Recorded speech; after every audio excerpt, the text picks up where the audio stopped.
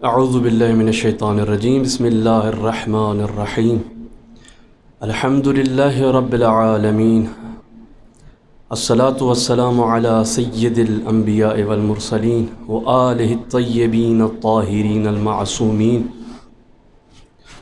اما بعد فقد قال اللہ تعالی وتبارک فی کتابہ المجید بسم اللہ الرحمن الرحیم ورتل القرآن ترتیلا۔ عزیزان محترم،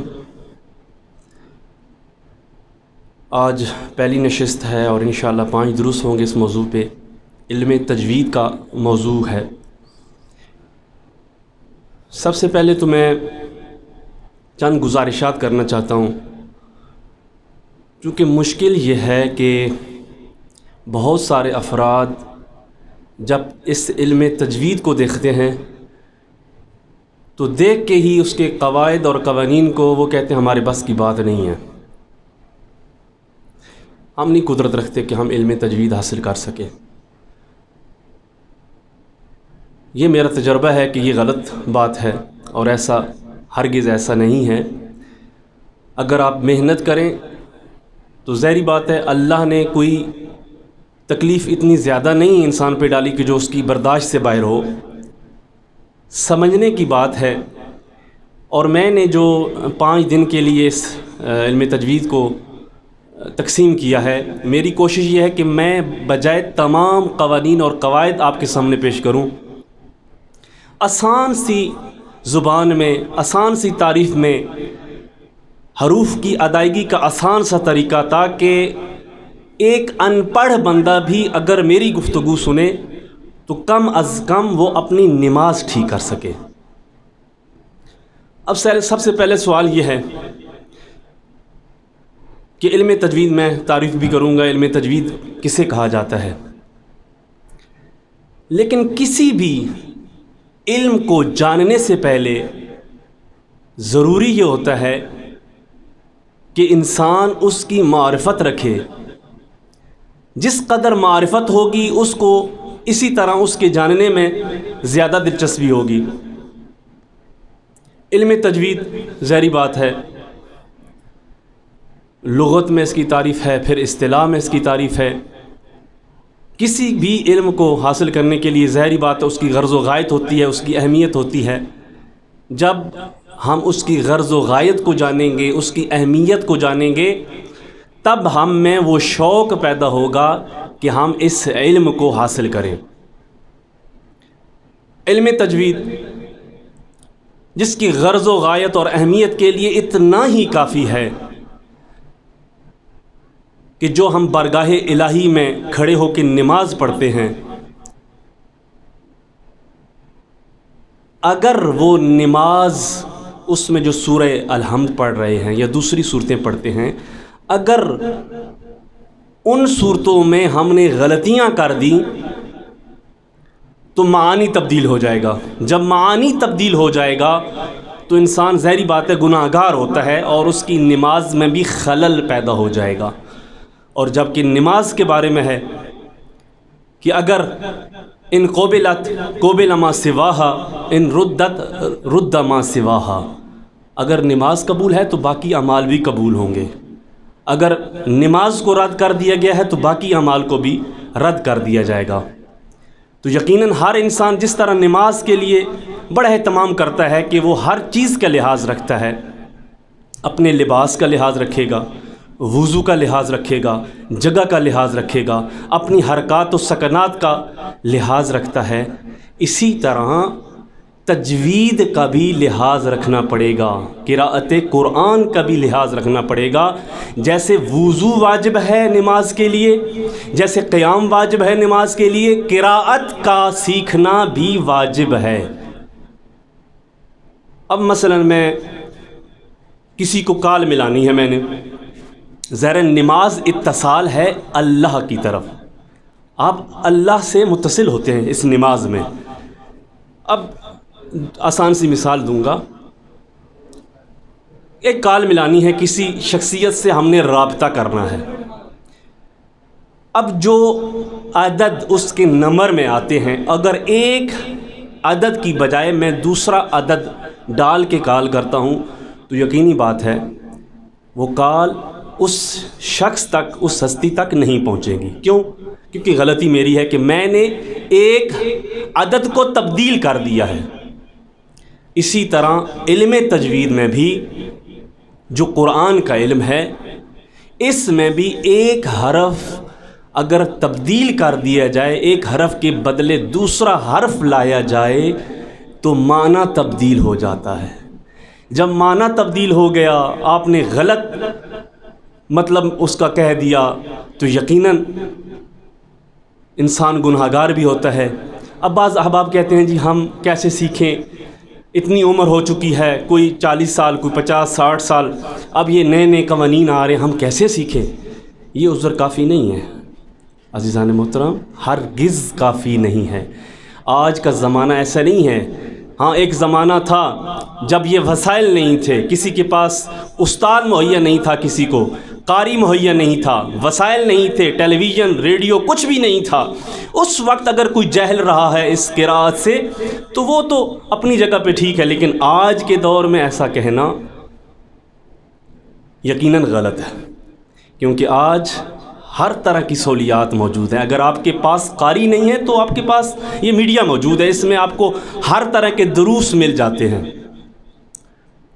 تو سب سے پہلے یہ ذہن میں ڈال لیں کہ جیسے ہم باقی نماز کے لیے چیزوں کا بندوبست کرتے ہیں، خیال رکھتے ہیں، ہمیں قراءت کا بھی خیال رکھنا ہے، کیونکہ قراءت صحیح نہیں ہوگی تو معنی صحیح نہیں ہوگا، معنی صحیح نہیں ہوگا تو جیسے خدا نے چاہا ہے ہم اس کی مخالفت کر رہے ہیں، اور یقیناً اس سے رضائے خدا بھی حاصل نہیں ہوگی۔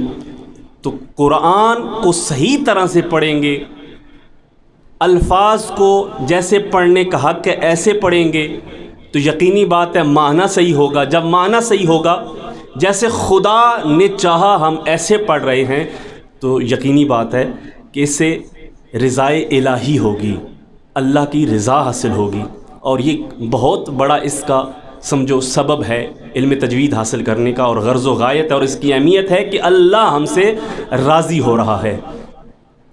علم تجوید سب سے پہلے تو کسی بھی علم کی تعریف اگر کرنی ہو تو دو طرح سے کی جاتی ہے، لغت میں اور اصطلاح میں۔ لغت میں تجوید کے معنی عمدہ بنانا، خوبصورت بنانا، بہترین بنانا، اس معنی میں ہے۔ اور اصطلاح میں جو علماء قراءت ہیں، علماء فن قراءت ہیں، ان کی اصطلاح میں علم تجوید کسے کہا جاتا ہے؟ تمام حروف کو ان کے اپنے مخارج سے ادا کرنا، ساتھ ان کی تمام صفات کو مد نظر رکھنے کا نام علم تجوید ہے۔ اب میں نے اس تاریخ میں دو لفظ جو ہیں، ظاہری بات ہے میری تقریر جو ہے وہ طلباء کے لیے فقط نہیں ہے، بلکہ تمام سننے والے جو چاہے اس فیلڈ سے تعلق رکھتے ہیں یا نہیں رکھتے، چاہے F S C B S C کر کے بیٹھے ہیں یا پرائمری بھی پاس نہیں ہے، میں سب سے گفتگو کر رہا ہوں۔ اب میں نے کہا کہ حروف کو ان کے مخارج سے ادا کرنا، یہ مخارج ایک نیا لفظ ہے، بعض اب آپ کے لیے ہوگا۔ مخارج مخرج کی جمع ہے، مخرج کہتے ہیں نکلنے کی جگہ، یعنی علم تجوید کی تعریف یہ ہوئی کہ ہر حرف کو جہاں سے اسے نکلنا چاہیے وہاں سے نکالنا، اور ساتھ صفات کا لحاظ رکھنا۔ ظاہری بات ہے بعض حرف ہیں ان کو پر کر کے موٹا کر کے پڑھا جاتا ہے، بعض ہیں ان کو کھینچ کے پڑھا جاتا ہے، بعض ہیں ان کو باریک کر کے پڑھا جاتا ہے، یہ صفات ہیں۔ تو ایک تو یہ ثابت ہو گیا۔ اب سب سے پہلے ہم ظاہری بات ہے گفتگو انشاءاللہ میری کوشش یہ ہے، اور میں اس پہ یقین بھی رکھتا ہوں چونکہ میں نے تقسیم بندی کی ہے، اگر آپ میرا یہ 5 روزہ جو 5 نشستیں ہیں اس درس کی، اگر آپ ساتھ چلتے رہیں گے تو یقین جانیں کم از کم میں یہ ضمانت دیتا ہوں کہ آپ کی نماز ٹھیک ہو جائے گی۔ آپ جو نماز پڑھتے ہیں وہ ٹھیک ہو جائے گی، اور ساتھ کوشش کریں گے، پریکٹس کریں گے تو آپ بہترین طریقے سے قرآن پڑھ سکتے ہیں۔ جیسے خدا نے کہا ہے ورتل القرآن ترتیلا، سورہ مزمل کی آیت نمبر 4 کہ قرآن کو خوب ٹھہر ٹھہر کے پڑھو۔ کیا مطلب ہے اس کا؟ کہ ٹھہر ٹھہر کے الگ الگ کر کے آرام آرام سے پڑھے نہ، جیسے لفظ کا حق ہے ایسے ادا کرنا، اور ہر لفظ جب آپ ادا کریں تو سامنے سننے والے کو محسوس ہو کہ یہ کون سا لفظ ہے۔ ہر جملے کو دوسرے جملے سے الگ کرنا، ہر لفظ کو لفظ سے الگ کر کے پڑھنا، ہر حرف کو دوسرے حرف سے الگ کر کے پڑھنا، یہ ہے آہستہ آہستہ پڑھنا، تمام صفات کا خیال رکھ کے پڑھنا، تمام مخارج حروف کو مد نظر رکھ کے پڑھنا، اس کو کہا جاتا ہے ترتیلا۔ آج چونکہ پہلی نشست ہے، ایک تو علم تجوید آپ کی سمجھ میں آ گیا ہوگا، کیونکہ اس کا سیکھنا اس لیے واجب ہے کیونکہ اس کے بنا تو نہ ہم صحیح قرآن پڑھ سکیں گے اور نہ ہماری نماز صحیح ہو سکے گی۔ اس لیے آپ یہ ذہن میں رکھ لیں کہ یہ آپ پہ واجب ہے، آپ نے سیکھنا ہے، ہر حالت میں سیکھنا ہے۔ اب ایک شخص کہتا ہے جی کیا ہو گیا، ہم جو نماز پڑھتے ہیں کیا ہماری نماز غلط ہے؟ دیکھیں آسان سی مثال دوں گا، اگر حمزہ ہے یا الف ہے اور الف کے اوپر زبر ہو اور آگے میں سین کے اوپر جزم دیتا ہوں، ایک دفعہ یہ استعمال کرتا ہوں، اس کو میں اب آپ کو میں قرات وہ قوانین نہیں اس پہ لاگو کر رہا، فقط آپ کو سمجھانے کی بات ہے۔ اب سین، صاد اور سے، اب 3 لفظ ہیں۔ آپ اگر دعویٰ کرتے ہیں کہ آپ بنا پڑھے لکھے تجوید کے، بنا سیکھے آپ صحیح پڑھ رہے ہیں، تو آپ اس پہ غور کریں۔ حمزہ پر زبر دے کے آپ سین کو ساکن کریں اور پڑھیں ایک دفعہ، پھر حمزہ کو زبر دے کے اور صاد پہ جزم دے کے پھر پڑھیں ایک دفعہ، اور اس کے بعد حمزے پہ زبر دے کے اور سے پر جزم دے کے آپ پڑھیں۔ کیا تینوں حرف آپ ایک جیسے ادا کر رہے ہیں یا نہ؟ سین کا الگ سے آپ نے سین کی آواز نکالی ہے، صاد کی الگ سے نکالی ہے، سے کی الگ سے نکالی ہے، آپ کو واضح طور پہ پتہ چل جائے گا کہ ہاں ان تینوں حروف میں فرق ہے، تینوں حروف کو الگ الگ طرح سے پڑھنا ہے۔ یعنی آپ جب ایک عرب کنٹری میں جب آپ ایک قرآن کی آیت پڑھتے ہیں یا عربی میں ایک جملہ کہتے ہیں تو سامنے سننے والا جو ہے اس کو پتہ چل سکے کہ یہ سین نہیں کہہ رہا بلکہ صاد کہہ رہا ہے۔ لیکن ہم تو کیا پڑھتے ہیں، حمزہ زبر سین اسی پڑھیں گے، حمزہ زبر صاد اس پڑھیں گے، حمزہ زبر سے اس پڑھیں گے، تینوں کو اس پڑھیں گے۔ تو اس لیے واجب ہے علم تجوید کا حاصل کرنا۔ اور علم تجوید میں جو غلطیاں کی جاتی ہیں، قرأت میں جو غلطیاں کی جاتی ہیں، ان کو 2 طرح ان کی تقسیم کی گئی ہے۔ ایک تو عربی میں غلطی کو لحن کہا جاتا ہے، لحن، لام ہا نون، لحن۔ 2 طرح کی غلطیاں ہوتی ہیں، لحن جلی اور لحن خفی۔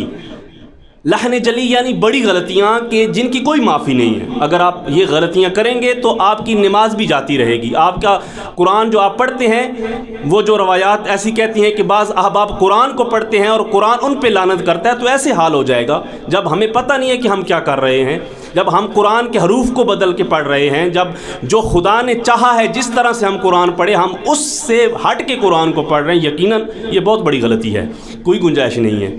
لحن جلی کہا جاتا ہے۔ اور لحن خفی چھوٹی غلطیاں ہیں، یعنی مکروہ ہیں، ان سے بھی بچنا چاہیے۔ اب لحن جلی، اس کی 5-6 قسمیں علماء نے بیان کی ہیں۔ سب سے پہلی قسم لحن جلی کی جو بڑی غلطی ہم کرتے ہیں کہ ایک حرف کے بدلے دوسرا حرف پڑھ دینا۔ اب آ گئی بات، یہ چھوٹی غلطی نہیں ہے، اس کی گنجائش نہیں ہے۔ ایک حرف کے بدلے دوسرا حرف پڑھ دینا یہ بہت بڑی غلطی ہے، اس کو لحن جلی کہا جاتا ہے۔ اس سے ہمیں اپنے آپ کو بچانا پڑے گا۔ جیسے اب ہم اکثر نماز میں ایک دفعہ تو لازمی ہی پڑھتے ہیں، سورہ توحید پڑھتے ہیں۔ اب عربی میں قاف 2 نقطوں والا قاف ہے، کیاف نہیں ہے، کش والا جسے ہم کہتے ہیں وہ نہیں ہے، لیکن ہم پڑھتے ہیں کل هو اللہ احد، کل هو اللہ، کل اب کل اگر کیاف سے پڑھیں، کش والے سے پڑھیں تو ہم نے ایک حرف کو تبدیل کر دیا، قاف تھا 2 نقطے والا، اس کی جگہ ہم کیاف لے آئے۔ اب فرق کیا پڑا؟ قرآن کی آیت کے معنی کو ہم نے تبدیل کر دیا۔ اللہ کہہ رہا ہے قل هو اللہ احد، تم کہو اللہ ایک ہے، اور ہم کیا کہہ رہے ہیں؟ قل هو اللہ احد، تم کھو اللہ ایک ہے۔ دوستو فرق پڑتا ہے، ایک حرف کو آپ نے دوسرے حرف میں بدل دیا۔ اسی طرح بہت ساری مثالیں ہیں۔ بسم اللہ الرحمن الرحیم میں بسم اللہ میں سین ہے، اگر ہم اس کی جگہ سواد پڑھ دیں، سے پڑھ دیں تو معنی تبدیل ہو جائے گا۔ الحمد، الحمد، اب ہا ہے یہاں پہ، ہا حاجی والی، اب اس کی جگہ ہم دوسری ہا ہاتھی والی پڑھ دیں تو معنی تبدیل ہو جائے گا۔ الحمدو ہم پڑھ دیں، اب اکثر الحمدو پڑھتے ہیں، تو یقیناً یہ ہم غلطی کر رہے ہیں، اور یہ غلطی چھوٹی نہیں، اس کی گنجائش نہیں ہے، یہ لحن جلی ہے، بڑی غلطی ہے۔ تو نمبر ایک حرف کے بدلے دوسرے حرف کو پڑھ دینا یہ لحن جلی ہے۔ نمبر 2، دوسرے نمبر پہ حرکات کو تبدیل کر دینا۔ حرکات یعنی حرکت کی جمع، پیش، زبر اور زیر، ان میں تبدیلی کر دینا۔ مثلا جہاں زبر ہے وہاں زیر پڑھ دینا، جہاں زیر ہے وہاں پیش پڑھ دینا۔ جیسے الحمدو ہے، الحمدہ پڑھ دینا یا الحمدے پڑھ دینا۔ یہ ایسی غلطیاں بہت کم ہوتی ہیں، ایک حرکت کی بجائے دوسری حرکت۔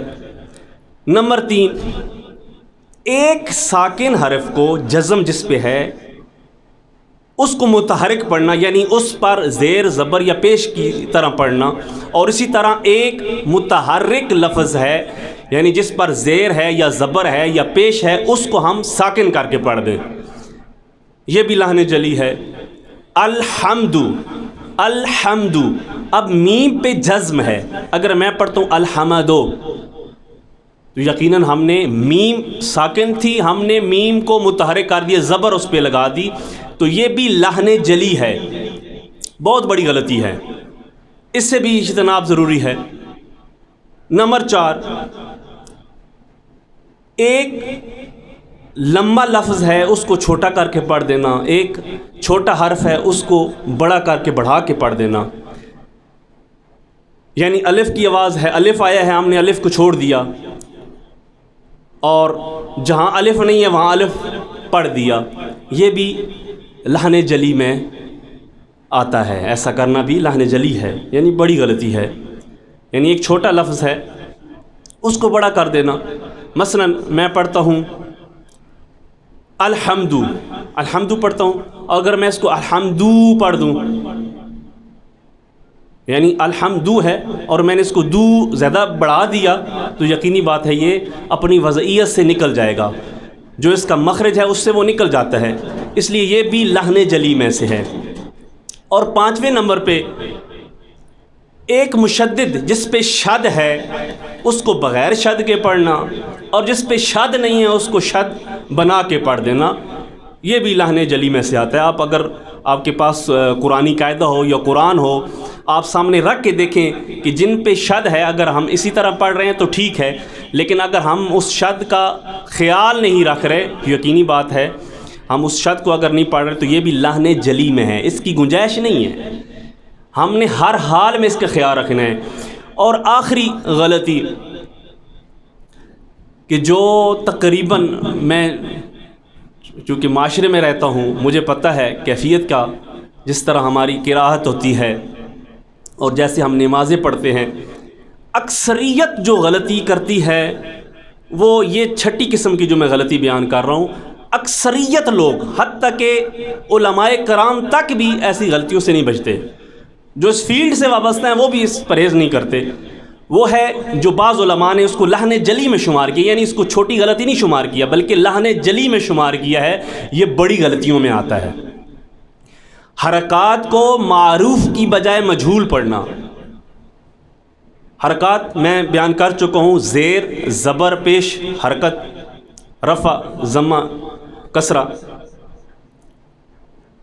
اس کو حرکت کہتے ہیں۔ حرکات کو یعنی زیر، زبر، پیش کو معروف کی بجائے مجہول پڑھنا۔ اب معروف کیا ہے، مجہول کیا ہے، اس کو سمجھنے کی بات ہے۔ دیکھیں پیش جو ہے، پیش معروف یہ ہے کہ پیش کو آدھے وہ کی طرح پڑھا جائے، جیسے وہ کی آواز ہے، وہ اگر آتا ہے اس کی آدھی آواز اس پیش میں آنی چاہیے، اور جہاں زبر ہے وہاں پہ آدھے الف کی آواز آنی چاہیے، اور جہاں پہ زیر ہے وہاں پہ آدھی یا کی آواز آنی چاہیے۔ اب سمجھاؤں گا میں، مثلا الحمدو، اگر میں الحمدو پڑھتا ہوں آدھی وہ کے ساتھ پڑھتا ہوں تو یہ معروف ہے، یہ میں نے حق ادا کر دیا۔ لیکن اگر الحمدو پڑھتا ہوں میں، الحمدو، یہ دو نہیں ہے۔ عربی میں یہ ہم نے معروف کو مجہول پڑھ دیا، اگر الحمدو پڑھ دیا تو مطلب ہے ہم نکل گئے دائرہ سے، ہم نے حرکات کو معروف کی بجائے مجہول پڑھ دیا۔ معروف یہ ہے کہ پیش کی آواز جو ہے آدھی وہ کی آواز آنی چاہیے، الحمدو، الحمدو، دو نہیں، اور الحمدو بھی نہیں، چونکہ دو کہیں گے تو پھر آگے وہ پوری ہو جائے گی۔ الحمدو، الحمدللہ ہی، اب یہاں ہے پڑھتے ہیں الحمدللہ ہے، اب ہے پڑھا چونکہ زیر ہے، اور زیر کی جو اس کو معروف پڑھنا ہے، مطلب ہے کہ آدھی یا کی آواز آنی چاہیے، الحمدللہ ہی رب العالمین، ہی پڑھیں گے تو یہ یا آدھی یا کی آواز نکلے گی۔ اگر ہم پڑھیں گے الحمدللہ ہے، الحمدللہ ہے، تو ہم نے حرکات کو معروف کی بجائے مجہول پڑھ دیا۔ میں سمجھانے کی کوشش کر رہا ہوں، لیکن پھر بھی اگر کسی کو سمجھ نہ آئے تو کومنٹس میں اس چیز کو ذکر کریں، تو انشاءاللہ میری کوشش ہوگی کہ مزید جو اس پہ وضاحت، مزید میں اس پہ روشنی ڈال سکوں۔ تو حرکات یعنی الحمدو نہیں ہوتا، للہ نہیں ہوتا، الحمدللہ ہی، یہ ہے حرکات کو معروف کی بجائے مجہول پڑھنا۔ تو سامعین محترم، انشاءاللہ اگلی نشست میں تمام حروف کو، اور میں ایسے آسان طریقے سے بتاؤں گا، وہ جو دانتوں کے نام، ڈاڑھوں کے نام، اور حلق کے درمیانے حصے کو کیا کہتے ہیں عربی میں، نچلے حصے کو کیا کہتے ہیں عربی میں، وہ تمام باتیں میں نہیں کروں گا، بلکہ آسان طریقے سے، تاکہ کم از کم ان حروف میں، مثلا سین سے صاد ہے، تے توئیں ہے، ٹھیک ہے، ایسے حروف، یا ہا ہے ہاتھی والی اور حلوے والی، ان میں فرق کیا ہے، تو تاکہ یہ فرق ہم پہ واضح ہو، اور جب ہم قرآن پڑھیں تو ان کا لحاظ رکھیں۔ تو انشاءاللہ اگلی نشست میں، چونکہ علم تجوید اس کے لیے ظاہری بات ہے ہر لفظ کا، ہر حرف کا مخرج ہے، جہاں سے وہ لفظ ادا ہوتا ہے، حرف ادا ہوتا ہے، اس کی خاص جگہ ہے اور خاص صفات ہیں، اور عربی میں ٹوٹل 29 حروف تہجی ہیں۔ انشاءاللہ تمام حروف کے بارے میں آسان طریقے سے گفتگو کی جائے گی۔ وما علینا الا البلاغ المبین۔ والسلام علیکم ورحمۃ اللہ وبرکاتہ۔